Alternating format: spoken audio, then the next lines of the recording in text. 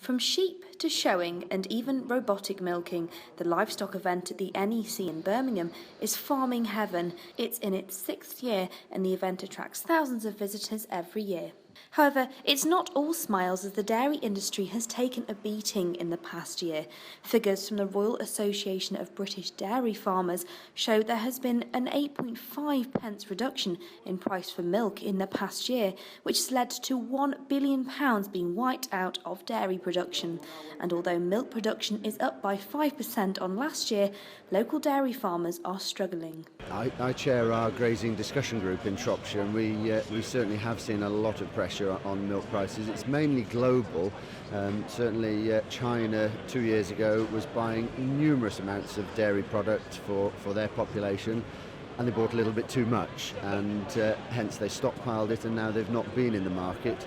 And most people have heard of the Russian embargo, not buying from Europe, and that has big impact on the European milk price, which ultimately we're all linked to. But it means that we've got to be very aware of cost control, and our grazing group are meeting on Thursday, our discussion group, and that'll be the main focus, is how we can control costs, how we can work more efficiently, and a lot of costs have already been shaved out of our system, so we're running very efficient farms in this country.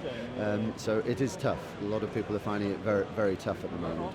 And although consumers are prepared to pay more for milk, farmers are still being paid rock-bottom prices. Some of the milk prices are on the floor and well below the cost of production currently, and I certainly do feel for them who have very little option about finding new milk buyers and new outlets that will pay them what the DEFRA average cost of production is about 28p currently, and they need to have a milk price over and above that, and certain scenarios it's down below 17p, so you're not making much money, you're actually losing money at that. Despite the struggle that farmers across the UK are experiencing, the dairy industry is doing all it can to maintain interest, and at the show this year there's a new initiative being launched.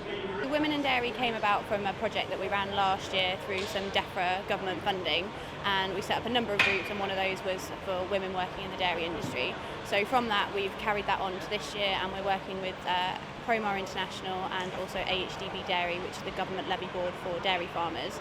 So we're really trying to continue the work that was done last year, promote the initiative, and then build on that and establish new groups throughout the country.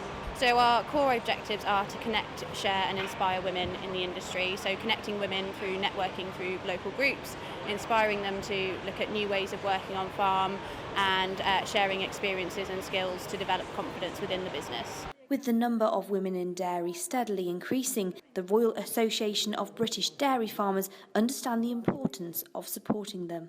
It's really important that, like I say, they're the linchpin of a lot of farm businesses, and a lot of women are farming in their own right as well, and there's a lot of women and young girls who are coming up through colleges, agricultural colleges and universities, who are really keen to get involved, and there's a huge network of women throughout the supply trade as well, so it's really crucial to make sure that these women are trained properly, know what they want to get out of their own career, and we're just trying to provide a way to help them do it.